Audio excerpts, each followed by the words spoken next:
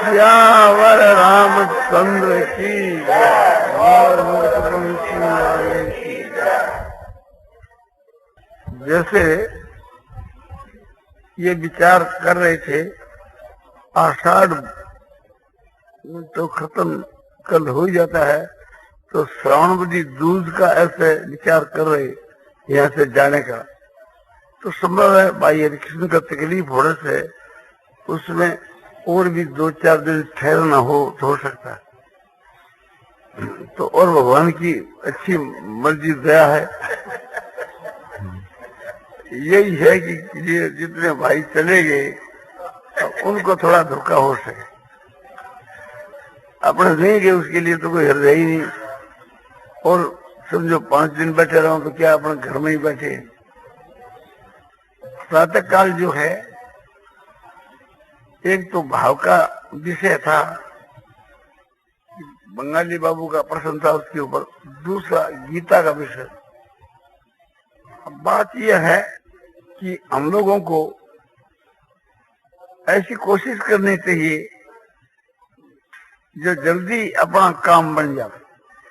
तो हम लोगों को मौका देते हैं, कितनी उनकी दया है कि भाई अभी तक तुम नहीं कर सके तो और थोड़ा 2-4 दिन ठहर जाओ, पर काम कर ही जाओ।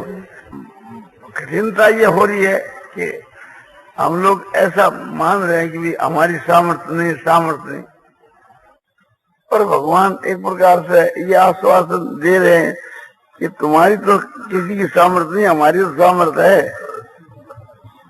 तो भगवान की जो शक्ति है, सामर्थ्य है, उसका आधार लेकर के और हम लोग यदि ऐसा विश्वास करें कि कोई बड़ी बात नहीं, तो हमारा विश्वास करना ठीक है। भगवान का आसरा पाकर, भगवान की शरण पाकर के, तो दुनिया में ऐसा कोई भी काम नहीं है कि जिसको मनुष्य नहीं कर सके। कठिन से कठिन काम भी भगवान की कृपा से शुभ हो सकता है। तो हम लोगों को ये विश्वास करना चाहिए कि भगवान की कृपा से, भगवान के आश्रय से कौन सा काम संसार में जो नहीं हो सकता। और मन के बीच के वहां उम्मीद रखनी चाहिए और खूब चेष्टा करनी चाहिए। और चेष्टा भी समझो कि भगवान ही कराते हैं, हमारी क्या सामर्थ्य में चेष्टा कर।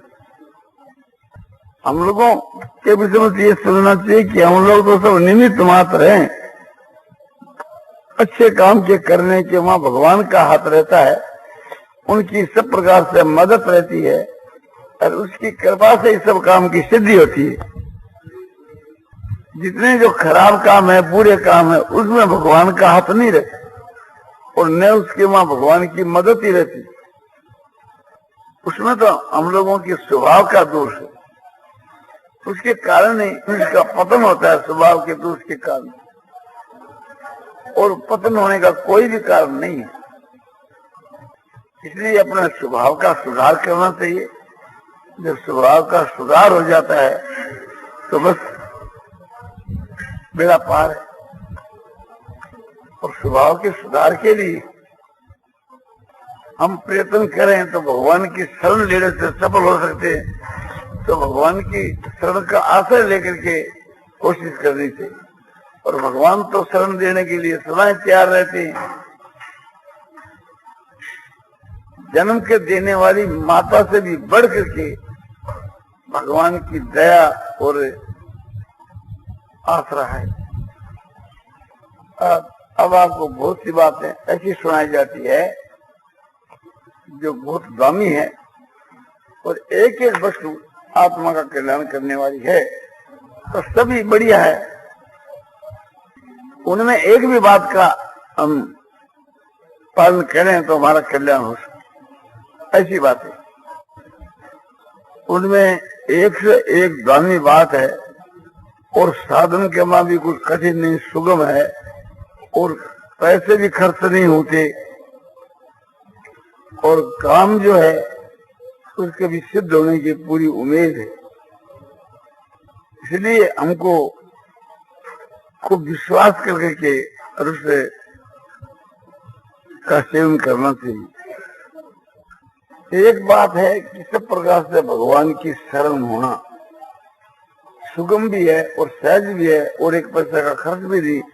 और भगवान बड़ी तेजी के साथ अर्जुन को कहते हैं गीता के कि तमेव शरणं गच्छ सर्वभावेन भारत तत्प्रसादात् परां शांतिं स्थानं प्राप्ति शाश्वतम्।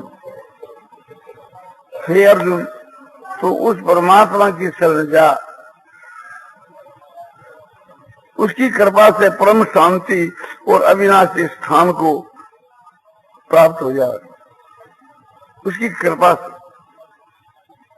तमेव शरणं गच्छ सर्वभावेन भारत, हे भारत, सर्वभावेन सब प्रकार से उस परमात्मा की तू शरण हो जा।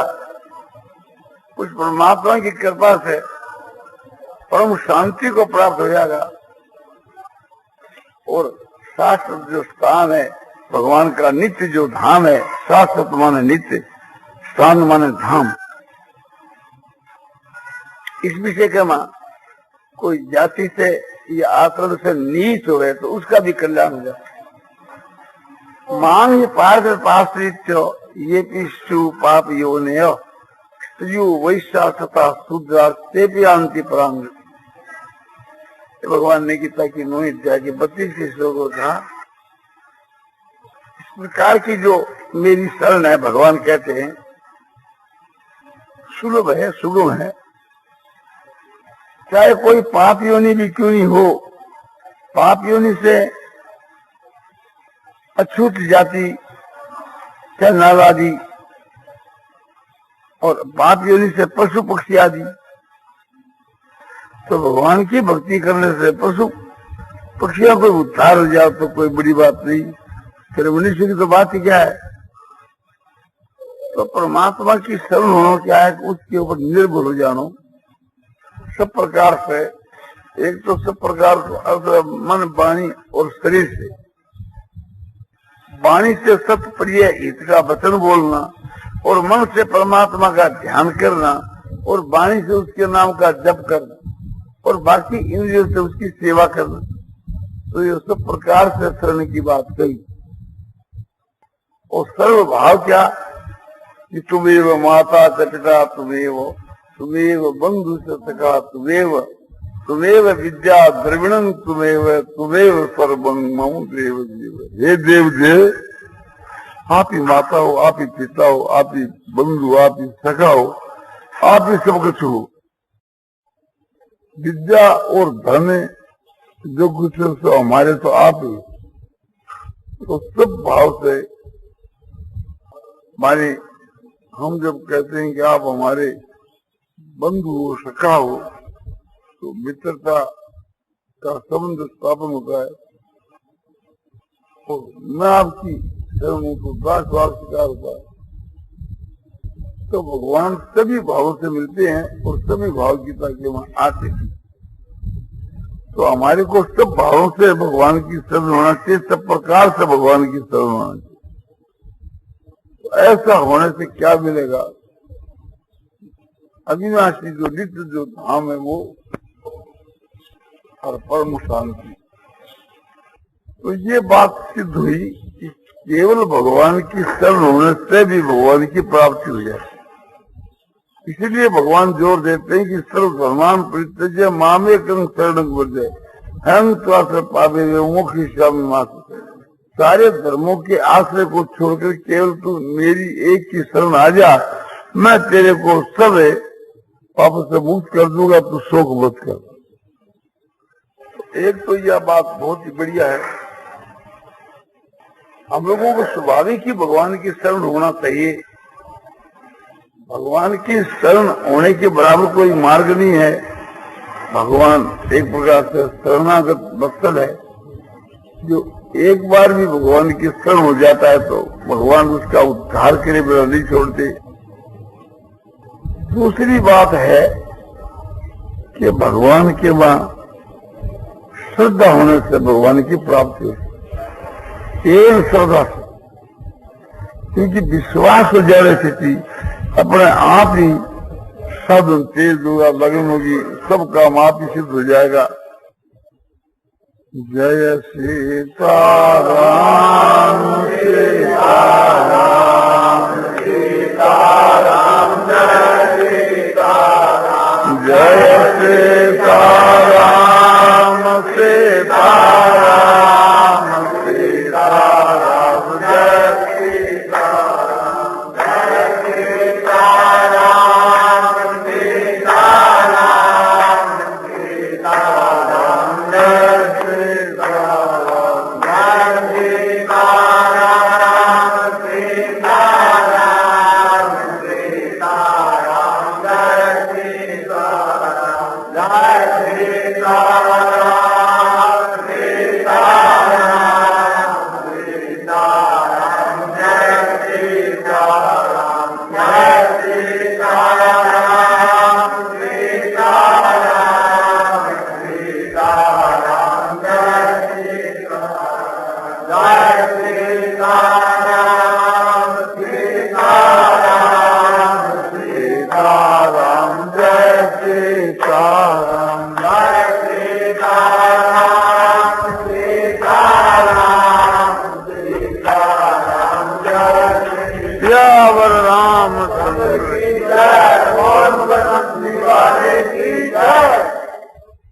तो केवल श्रद्धा से भगवान की प्राप्ति हो सकती है।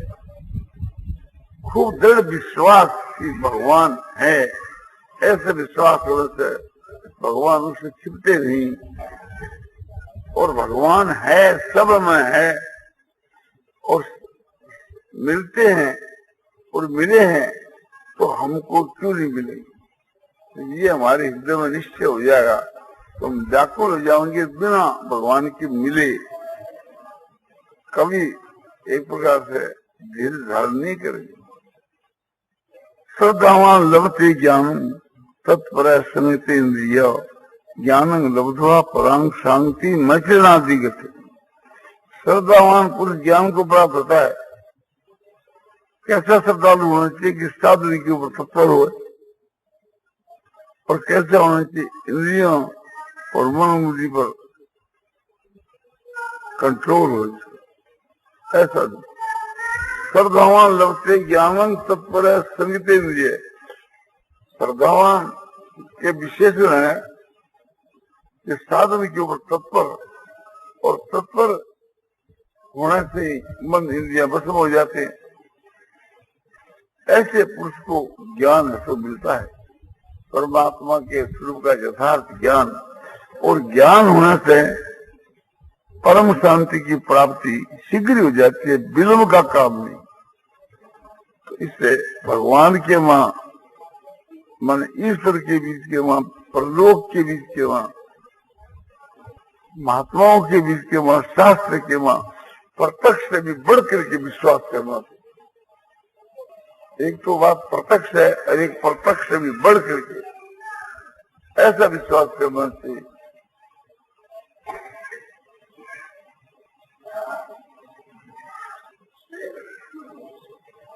एक तो उपाय ये बताया आपको कि भगवान की शरण का, दूसरा उपाय ये बताया कि भगवान के वहां श्रद्धा। जो भगवान की शरण हो जाता है,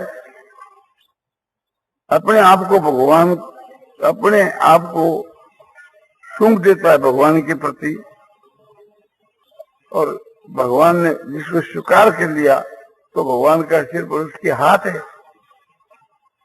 तो समझो कि जैसे गुरु एक लड़के के हाथ पर हाथ रख करके और लिखता है क्या क्या गया है, तो उसका लिखना ठीक होता है। ऐसे भगवान का जब मन इंद्रियों के ऊपर हाथ रहता है, कंट्रोल रहता है, तो उसकी क्रिया सब शास्त्र के अनुकूल ही होती है। इससे उसका तो उद्धार हो ही जाता है, औरों का भी उद्धार हो जाता है। उनके क्रियाओं को देख रहे से, उसके बर्ताव को देख करके भाव बदल जाता है। इसकी कसौटी यह है कि जो आदमी भगवान की शरण हो जाता है, बड़े की शरण हो जाता है, तो भगवान से बड़ा कोई है नहीं, फिर वो निर्भय हो जाता है, उसको किसी का भी भय नहीं रहता। और जब भय है तो भगवान की शरण नहीं, क्योंकि भगवान की शरण होने के बाद हमको भय करने की क्या जरूरत है।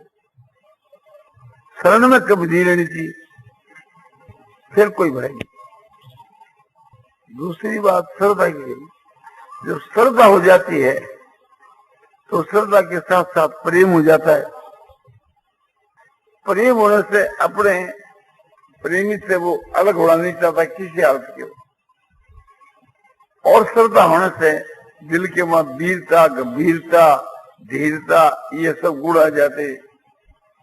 जब विश्वास हो जाता है कि भगवान है तो फिर अपनों क्या है।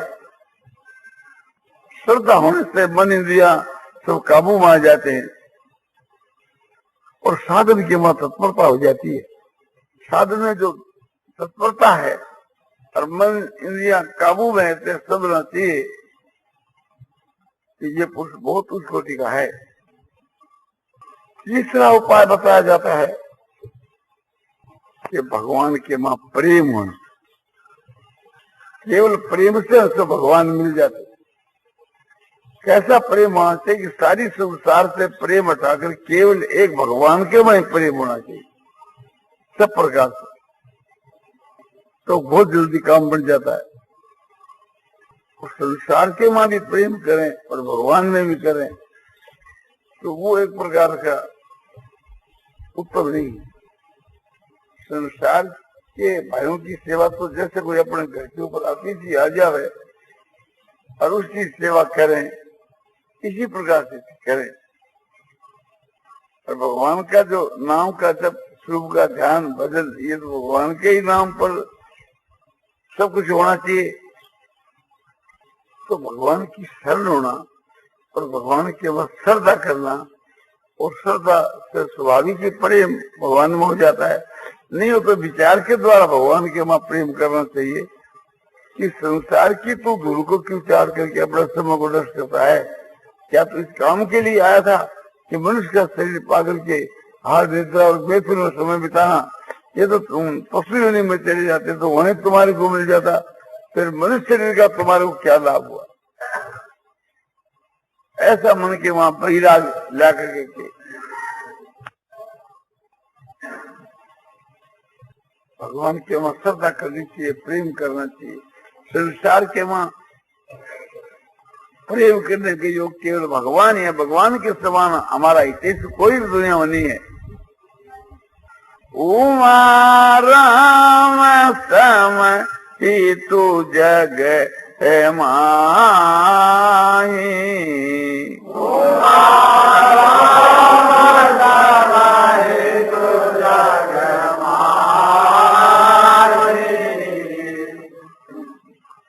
गुरु की तू मातु बंदो के होना,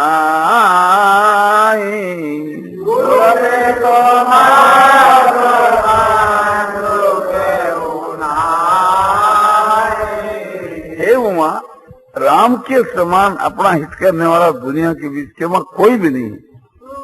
न कोई माता पिता गुरु है, न कोई बंधु है, कोई है ही नहीं संसार। भगवान के समान भगवान ही। ऐसा जान करके भगवान से दोस्ती करनी चाहिए, भगवान से प्रेम करना चाहिए।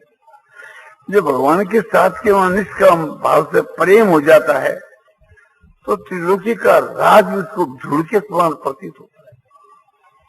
लोकी का ईश्वर जो है एक तुच्छ प्रतीत होने लगता है।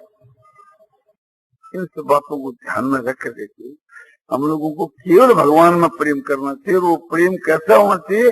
वो प्रेम अनन्य होना चाहिए। भगवान को छोड़कर अन्य किसी में नहीं रहना चाहिए।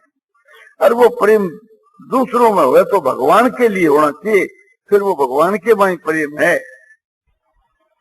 कोई हमारे से प्रेम नहीं करता है, किस लिए? बोले भगवान के में प्रेम होने के लिए, कि भगवान में हमारा प्रेम हो जाए, या भगवान के दर्शन के लिए, भगवान की प्राप्ति के लिए, तो वो सब भगवान में ही प्रेम है।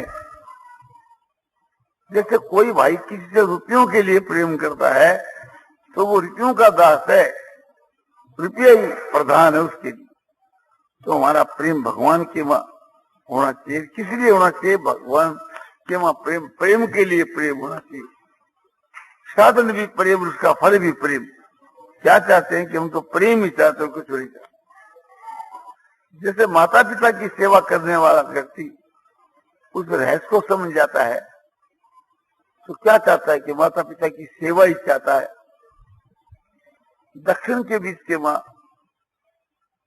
चंद्रभागा नदी के ऊपर पंढरपुर के बीच के मां जो एक पुंडलिक नाम का एक मनुष्य या एक जवान लड़का माता पिता का भक्त था।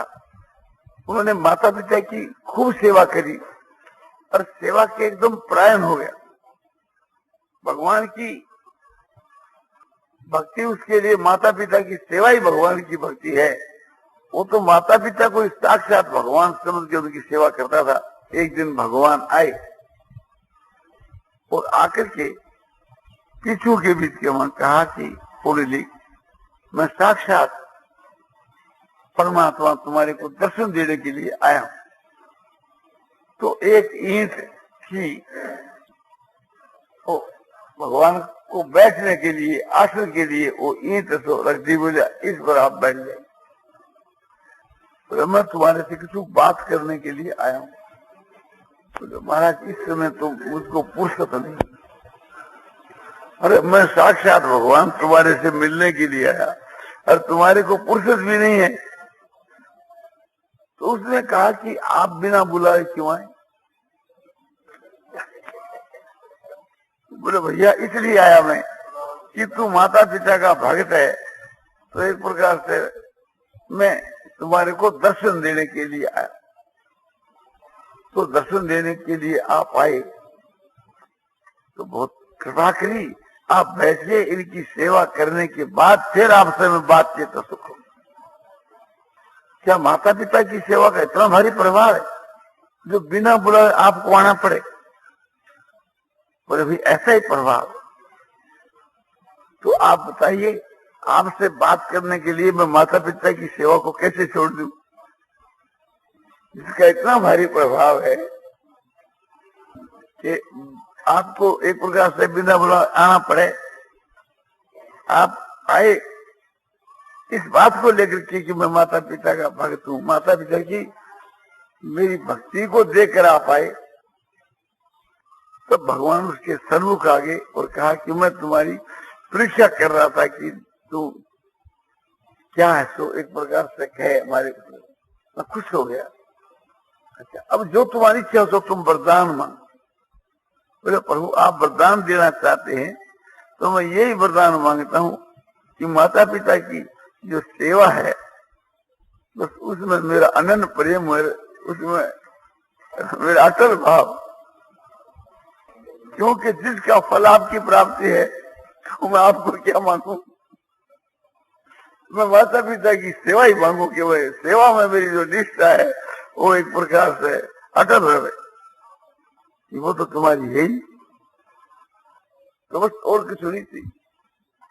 तो साधन भी उसका माता पिता की सेवा और उसका फल भी माता पिता की।